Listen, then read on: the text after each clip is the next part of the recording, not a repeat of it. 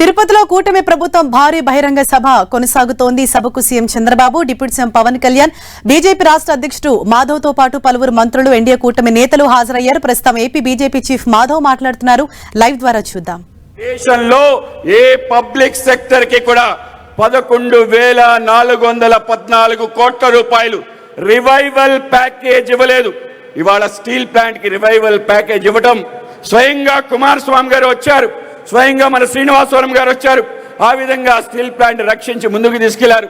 ప్రమాదం జరిగితే మాట్లాడిన తీరు దాని కారణంగా జరుగుతుందనే ఆలోచన ఏదైతుందో వీళ్ళ యొక్క దుష్ట ఆలోచనకి సంకేతం. దేశంలో ఎక్కడా జరగని విధంగా ఒక పెద్ద నిర్ణయం తీసుకున్నారు. అక్కడ కాంట్రాక్ట్ లేబర్ కూడా మరణించారు. కాంట్రాక్ట్ పర్మనెంట్ లేబర్ కి పర్మనెంట్ ఉద్యోగం ఇవ్వాలని ఒక నిర్ణయం తీసుకుని వాళ్ళ జీవితంలో వెలిగించారు. కాంపన్సేషన్, వాళ్ళకి వచ్చే బెనిఫిట్స్ అన్నీ ఇవ్వడం జరిగింది. కానీ ఇవాళ మాట్లాడుతున్న తీరు తప్పనిసరిగా మన సమాధానం చెప్పాలి. 12 సంవత్సరాలు 2 సంవత్సరాల అభివృద్ధి వాళ్ళకి కానరావటం లేదు. ఆయన వాళ్ళ చెల్లెమ్మ కలిసి మాట్లాడిన తీరు ఒక్కసారి రాష్ట్ర వ్యాప్తంగా పర్యటన చేయమంటున్నాం. రండి, మీకు చూపిస్తాం, మీ కళ్ళతో చూడండి. జరిగిన అభివృద్ధి ఒక్కొక్క అంశాన్ని చూస్తే మీరు ఆశ్చర్యపోతారు. 5 సంవత్సరాల యొక్క మీ యొక్క కాలఖండంలో మీరు చేసే పని ఒక్కటి చూపించమంటాను. ఒక్కటంటే ఒక నిర్మాణం చూపించమంటాను. 2వ ఫ్లోరు ఎక్కడైనా వేశారా? గ్రామ సచివాలయం, రైతు భరోసా కేంద్రం నిర్మాణం చేశారు. 2వ ఫ్లోర్ కూడా వేయలేదనే విషయం తప్పనిసరిగా గుర్తుంచుకోవాలి. ఆ విధంగా చేసి రాష్ట్రాన్ని అరాచకం చేసి ఈరోజు ఏ విధంగా మాట్లాడతారని చెప్పి వాళ్ళని ప్రశ్నించి ఒక్కసారి మీ గురించి ఇంకొకసారి ఆలోచన చేసుకోండి.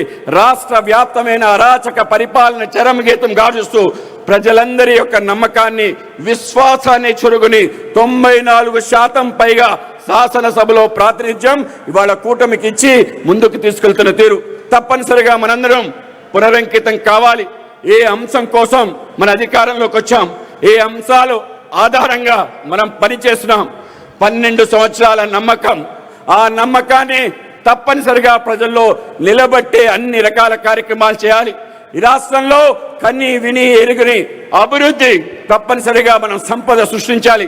ముఖ్యమంత్రి గారు చెప్పారు, అధికారంలోకి వచ్చిన తర్వాత సంక్షేమ కార్యక్రమాలు సంపద సృష్టించబడుతుంది.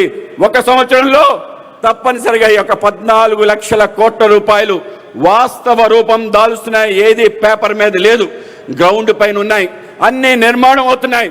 తప్పనిసరిగా వీటి ద్వారా అనేక రకాల సౌకర్యాలు, సంపద తప్పనిసరిగా సృష్టించబడుతుంది.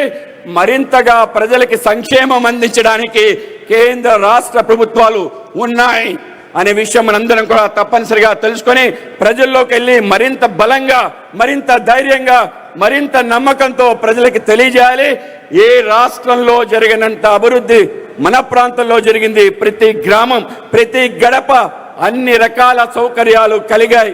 ఇవాళ తప్పనిసరిగా మనం గడప గడపకి వెళ్ళి వాళ్ళ యొక్క డోర్ని కొట్టి మీ ఇంటికి నరేంద్ర మోడీ గారు వచ్చారు, మీ ఇంటికి చంద్రబాబు నాయుడు గారు వచ్చారు. తప్పనిసరిగా వాళ్ళకి చూపించే బాధ్యత మనందరం తీసుకోవాలి. ఏ విధంగా వచ్చారు? అనేక రకాల సంక్షేమ కార్యక్రమాల రూపంలో వచ్చారు. సూపర్ 6 రూపంలో వచ్చారు. నరేంద్ర మోడీ గారు గ్యాస్ రూపంలో వచ్చారు, టాయిలెట్ రూపంలో వచ్చారు, LED లైట్ రూపంలో వచ్చారు, ప్రతి ఇంటికి Jal Jeevan machine tap connection రూపంలో వచ్చారు. అన్ని రకాల రూపంలో మీ ఇంటికి వచ్చి మీ రక్షణ, భద్రత, మీ అందరికీ ఉచిత రైస్, అన్ని రకాల విషయాలు మీ ఇంటికి వచ్చారు, గమనించండి అని చెప్పాలి. ఆ విధంగా మనం ముందుకు తీసుకెళ్లాలని చెప్పి అటువంటి గురుతర బాధ్యత మనందరం స్వీకరించాలని దేశ రాష్ట్ర ప్రజలందరం కూడా తప్పనిసరిగా ఒక డబుల్ ఇంజిన్ సర్కార్, మొన్న అశ్విని వైష్ణవ్ గారు వచ్చి అనేక ప్రాజెక్ట్స్ స్టార్ట్ అవుతున్నాయి. అమరావతి నుంచి డబుల్ ఇంజిన్ సర్కార్, ఏదైతే బుల్లెట్ ట్రైన్ 7 సంవత్సరాల్లో సాకారం కాబోతుందన్నారు. నేను చెప్తున్నాను, 2 సంవత్సరాల క్రితమే వచ్చింది.